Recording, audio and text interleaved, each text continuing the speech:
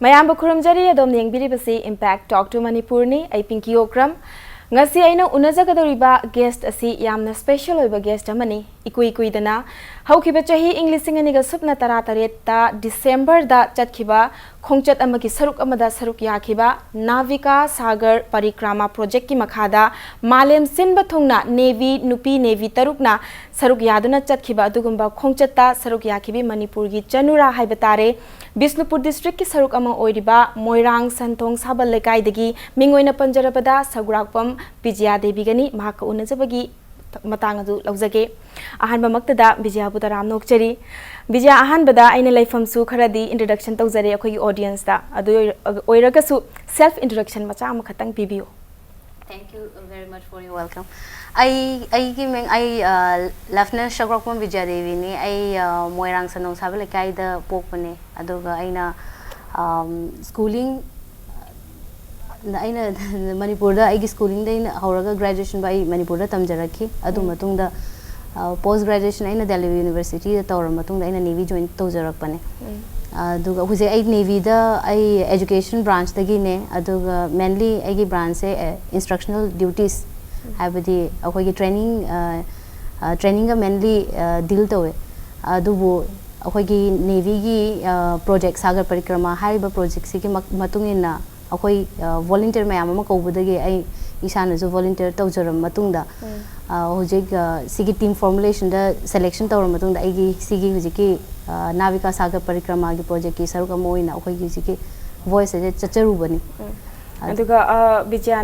Vijaya gi mingi mamang sida lieutenant tapase khoina nupa gi maming dadi lieutenant Rathor lieutenant adu mayam tare ko but akhoi gi Manipur gi macha amana Manipur gi Nupi amana ko lieutenant gana hapaga khoigi Manipur bu represent tawraga chatpa mayam khangna thabak tawbirakpa even prime minister na thagat pirakpa sugumba pause mayam taraga Manipur da lairiba khoi mayam su chawthok chaningi masi haijaningi aduga mathang Vijaya dagi hangjaning basi schooling loiraba matungda graduation loiraba matungda atopa sinfam da khandabida Navy se join tawge haina khankhriba duga tawgribase masigi maram kari kino aseng we ai Navy join tong ne have sungkan khalu de sung tha de kaigino de aina class 11 12 kar ko matam da science background ne aduga aina dem college ai MA and English honors ne tamjaki adu matung da aina have the general line da sum chatlavni na Navy gumba have se aina science background natraga technical entries ngaktane na khallaga leimne ba I know mata post graduation tawra matungda specific branch akhoi Navy da zo defense forces da zo branches mayam ama lekhre aduna branch ma da education branch ai smana changba yani have se ko na ina Delhi da ina post graduation lower matungda aina IBA chu tawjarake tawringai manungda ne aina newspaper da thengna jakhiba adagi di hoi criteria mayam do aina fulfill tawre khalle adudi ai why don't I try just give a try ke kuni angang oi ngai so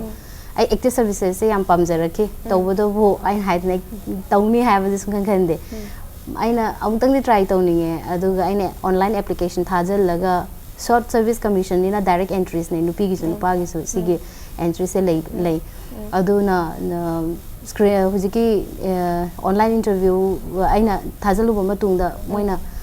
khalle na interview yobala on I be call letter lai adu dai Bhopal da chacharaga hujiki SSB interview je quite one of the longest interview in India adu yaur matung da khanjarak pa khalak pa ne na Navy da anatraga dai thoina Navy join tawni have ai sungang khalu da habadi it's a kind of dream inside me which I have never thought but it like my destiny has led me there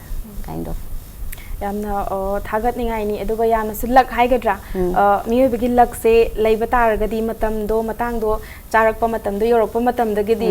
lak tu da adum lae na haibado madumak Vijaya gi punsida thoena khanbi bra haibadi hana di khallu de but it came aduga it's like dream come true neba maduna lak se somehow important oi na khanbi bra hoi lak su haibe yai adu tawbudo bo khoi opportunity have the life the miyo khudima ki punsida opportunity adum lakti lai tawbudo bo khoina identify tawba ngamdaba natraga khoina talingai da natraga reluctant oringai da khoina opportunities e grab to hodaba if aina interview over chakani SSB da Bhopal da chat patare aina akhoi mama da haiba matam da akhoi mama na as nathanda kamai chatoi no na question amde haibadi kitang chalhaning da ba ai thanda le admana Bhopal da thanda chatni khan bada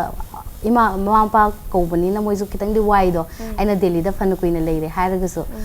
aduda aina akhoi parents da convince to ba aina ima is mana Delhi da sus mana like tam lemne at least let me try chalaga amutang yongge khalak ta buduna laibaki wane chalaga igi best to perform tawraga di haywa at least I on the regret ti charoi aina tahode tahoba yabado na adu hairaga akhoi mana phare di chalo na man tawraga I chalui natraga di aina haisne opportunity lai aduda aina akhoi mana haire na ai ji tandana ki dana natraga reluctant orga ta hodra di ai music sigi mafam janga si aina lei this man di oiramoy ngamnana ba parents ta convince to bagam ki bodo importance se convince to raga parents da hoi ai gi chani pise ngamgani haibagi ama thajaba ama pokhan bedo adu bijana pokhan bedagi su hoyana haire chatle mai pa e adu bo bijana su jik da haigi hanadi sigi lines da changani khalamde but change asigumna manipur da leriba manipur gi ko sigi matang sida kari haini luck se lei haina khanbibra hoi luck se lei haina zo haiba yai tawbuda bu opportunity haiba amasu lei akhoi me be punsida opportunities adum tatana adum lai tawbuda bu akhoi na identify tawba ngamda ba karam karai da chakani kamai tawgani haiba se khangdabdina anam matam da akhoi opportunity mayama missed out tawe aduna in my case aigi matang da so aina apply taw matam da SSB call letter la akhoi ma da aina haiba matam da akhoi mama na zo keno khatang reluctant hoy ai je ithanda Bhopal ta na chakani SSB interview ba chakani haibada mama na stang na thando ri chalunu da tan keno tawdra na hareba ada aina as akhoi ma da gyan ta na phajana explanation ama darkar hoy aina haibadi chayum hena ai Delhi da like tam at least I have the confidence to go alone aina khalak ta bududi wa mane at least opportunity am phangbani na at least try to hobodo adudi kan adudi aduna phagani na aina akhoi ma da hai kai godi I don't want to repent in future ki aina to hora opportunity phanga aina tawda bi da aina tumina le hoboda gi aina si kaisum to phangde na regret ai chaning de punsi da aduna aina opportunity lai ngai da grabs hora interview hore aduga hoi luck haibadu so favor to bani na aina tawba thaba kuding makta mai pa ko ero pase adu doina haini masiki matang sida bijana parents ta convince to buse da parents na mo convince to buse machanu pisna to bangam gani na khali se katai fawba chumi lali haibada nainaraba matung da chatluro hairaga muk thadora ine ba asigum na haibetare most of the cases akhoi gi machanu pising se mathanda chatpa matam da mama apana ki maybe because akhoi gi lebak se thoiba irang nupi jing da chathari ba miot mine adugi maram duna mayam oiram basu yai but opportunity lakpa matamda convince to matamda khangau taragadi loina mak yai phaba haibadu oigane haina khanjai aduga bijana so haibi ki khangamde khange e kona navy se kamaina join tawgani masigi matang da khoi gi Manipur da leriba hojik students odiba future da navy oige haina khaliba sing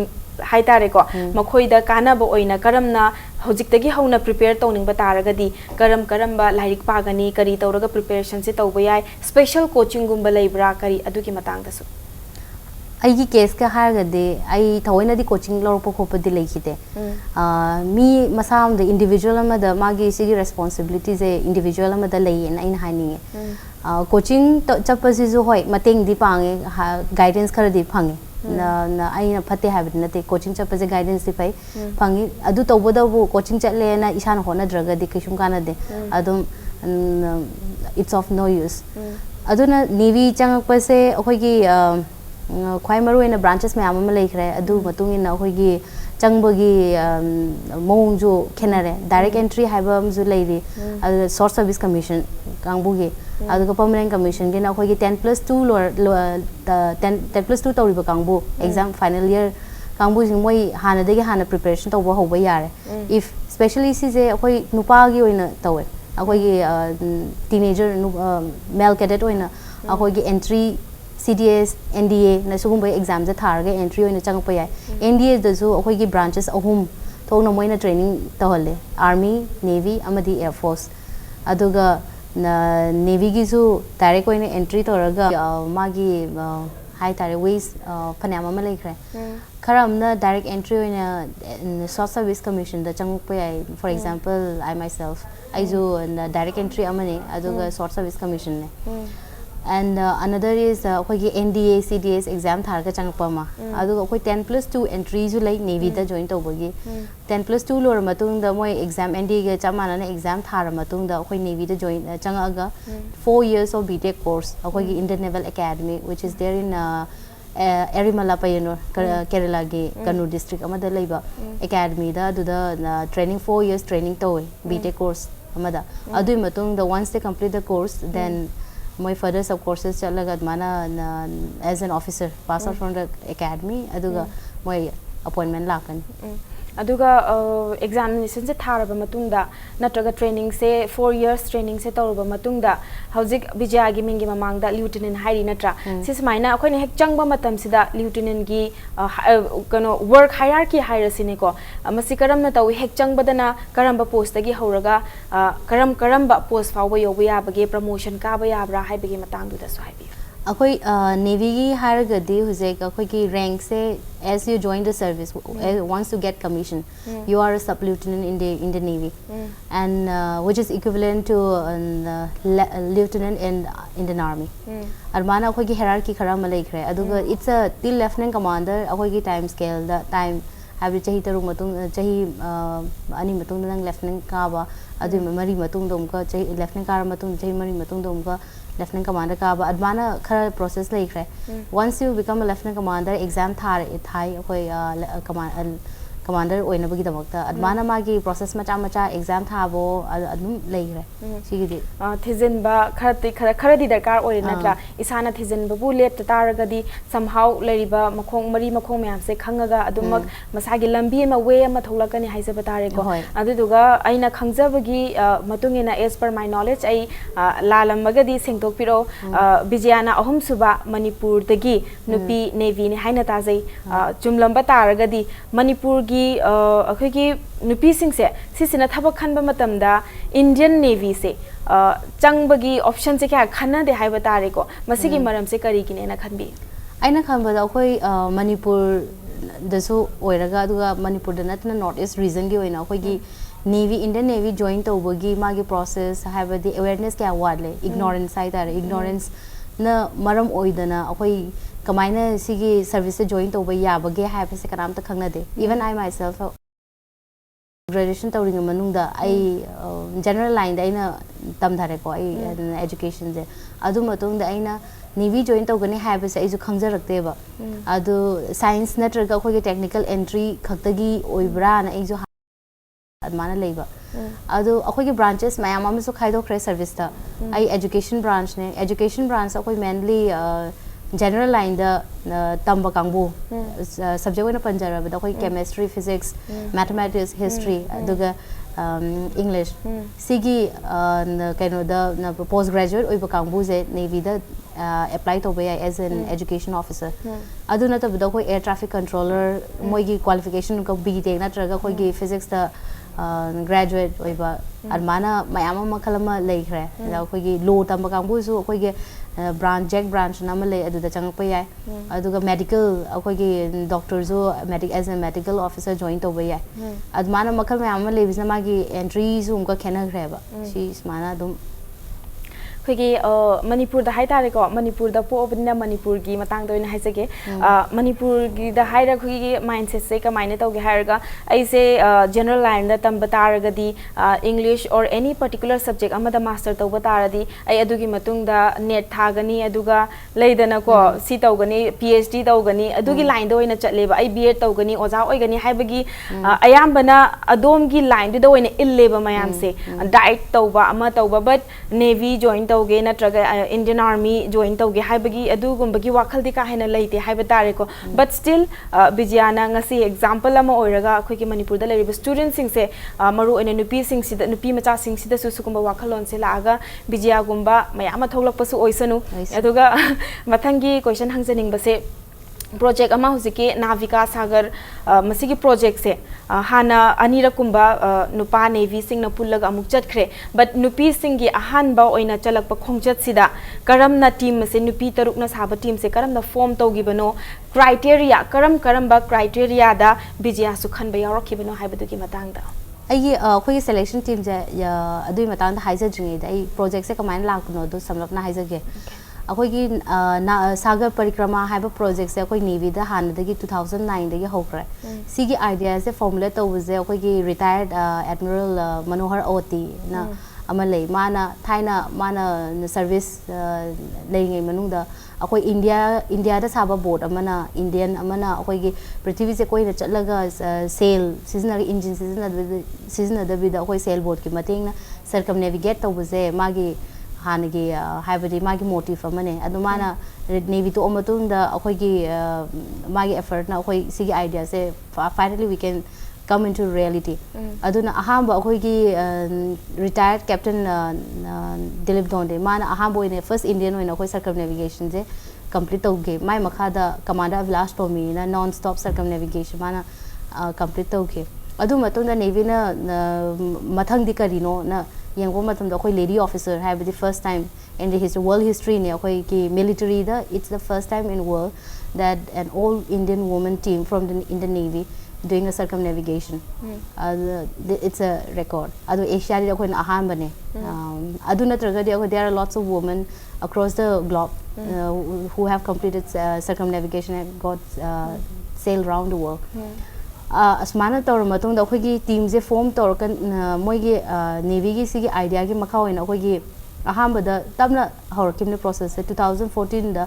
2013 gi there is a Cape to Rio race na Cape Town de South Africa dagi Brazil de Janeiro da akhoi race ama mata international race ama le adu da akhoi ahamba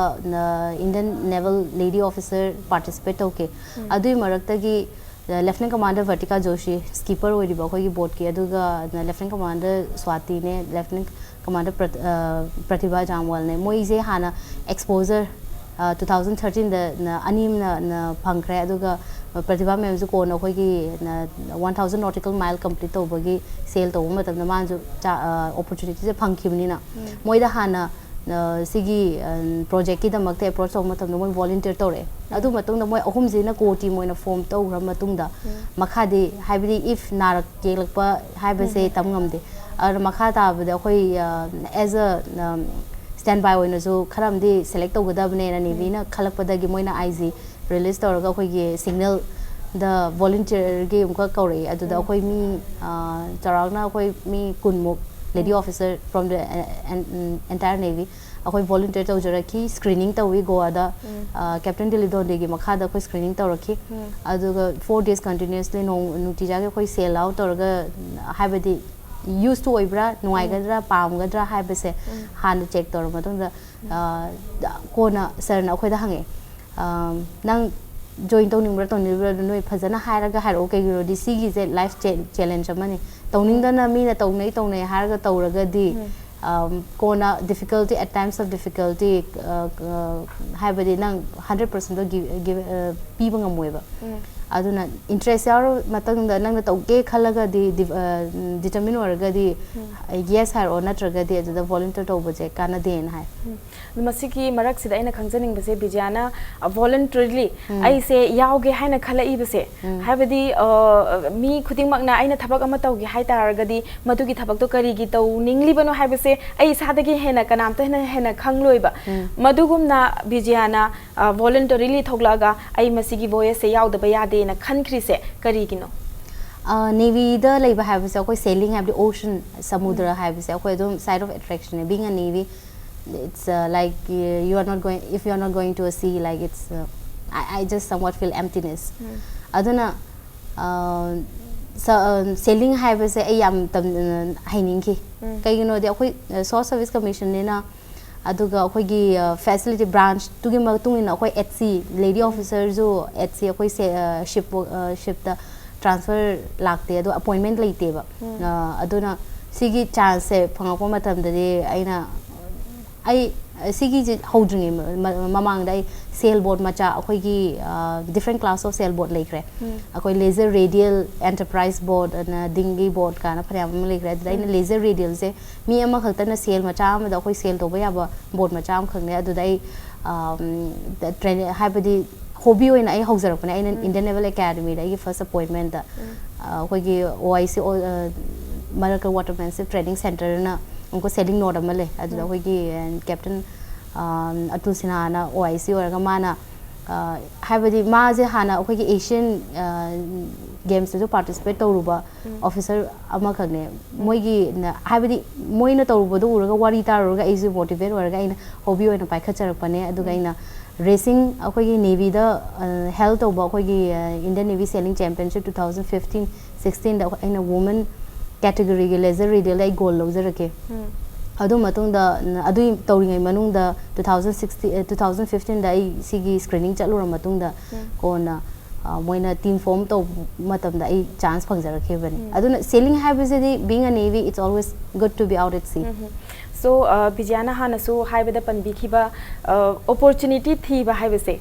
thabak se phange na tok thok te ba duty tauna ai se atopa kari taw ba yari haibadu su thijalaga atopa opportunity ma lakpa matam da adugi opportunity to amu grab tawraga then you move on aduga haure journey se haure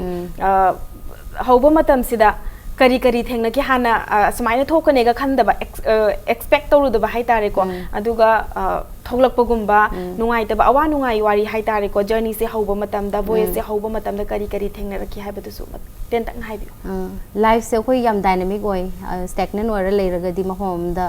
adu di yam monotonous oi ba punsi am khang ne adu mayam na so dum nuwa pamde ana aina sigi voice se changjar matam da haibdi faces mayam ma life ki ain thengna jakre awa ba nuai ba loi pulle haitare akoi ki voice sida training manung do so ai yamna haibdi ahamba training horokpa da kitang di waraki kai gino di ai motion sickness leba mi ni ahamba do ai navy join tar ngai da is ni iroi ba so herakte non swimmer ne ising je kitang water phobia leba mi ama khakne adu navy join tar matung da si je loin ma overcome tor pa ngak ne aduga na hojiki motion sickness leibani na AC sickness am kana akoi team taruk akoi gi team je mi taruk si manung da ai kwai dagi worst kind of 60% hai tare chaba thakpa chaning de ising gumba khara thaga haira gumba khara charaga mana sustain to life sustain survival aham dagi di survival life is quite maru rakhe arga adu matung da tamna akoi gi sale je continuously tor matung da used to ore adu ai huje akoi gi voyage haurakpadagi na loi phau da ai nong mata isi sik na rakhide fazana dum ai gi devoted oina ai focus oina ai tawri ba thabak to da taw fazana mai pangna ngamja rakhe aduga akoi gi weather haibase yamna important oiba aru yamna dangerous oiba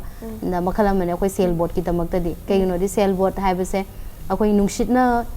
power oraga chatpane engine sizna ba yade akoi gi circumnavigation gi makha du criteria phana ma laikre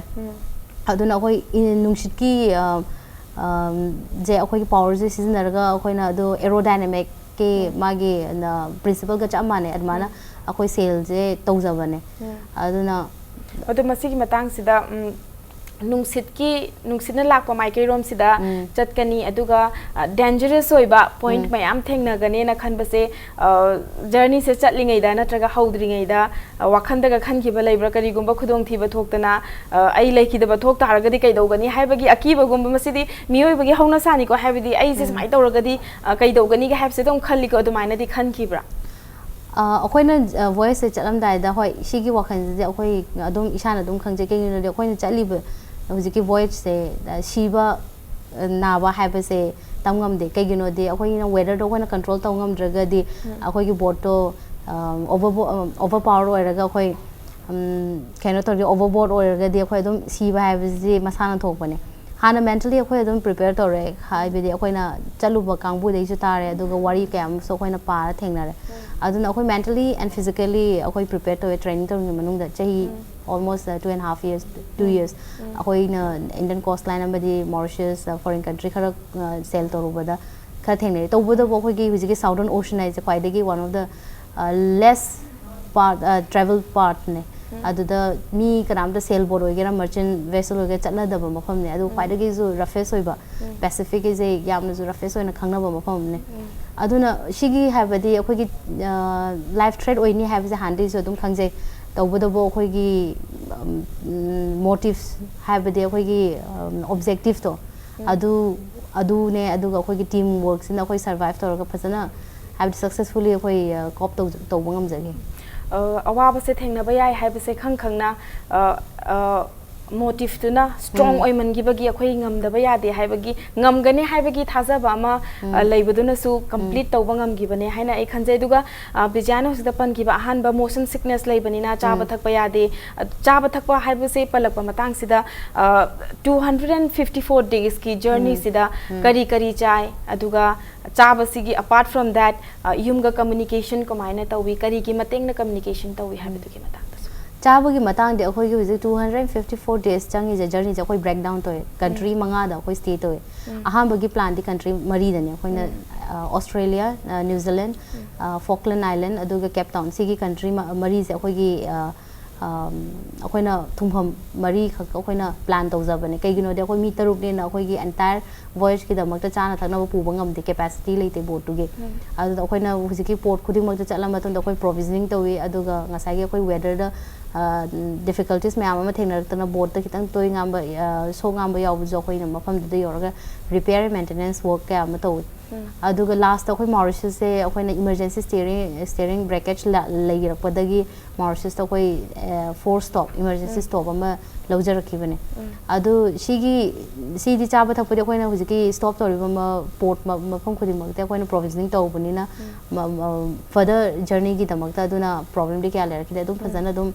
Chaba थपदि problem लेरते अदु communication की Matang ददि अखोइगी satellite communication की through दगे अखोइ communicate तौय अखोइगी अदु satellite communication की मतेंग दे internet facility ले बोटा अखोइगी thanks to the navy मोइना ला फाइनल अखोइ वॉइस चट्रिंग ममांग दा अखोइगी प्लान अमा मोइना सिनदना अखोइगी हुजिगी बोटा वाईफाई इनबिल्ट तौय तौबदबु लिमिटेड अमाउंट ऑफ अखोइगी data around 100 MB per day per person अदुगी अदमाना तौरगा अखोइ कइनो इंटरनेट से सिजनरगा अखोइ व्हाट्सएप के थ्रू दे अखोइ युमदा नरगा इमानबदा नरगा अखोइगी हेडक्वार्टर दा कम्युनिकेट से तौय अदुना पर्सनल कम्युनिकेशन लेखरे अदुना ऑफिशियली दे अखोइगी every day twice in a day अखोइगी रिपोर्ट हाइबदा अखोइ पोजीशन रिपोर्ट थाई कराई द लेडी कमाइन तौरी अखोइ स्पीड करी course on ground speed on ground अमदे अखोइगी पोजीशन लोकेशन लोइनमा अदु डिटेल दा सी स्टेट मैम दा इरगा अखोइ report every day early morning ने अदुगा इवनिंग दा अखोइ थाई नुटी जागे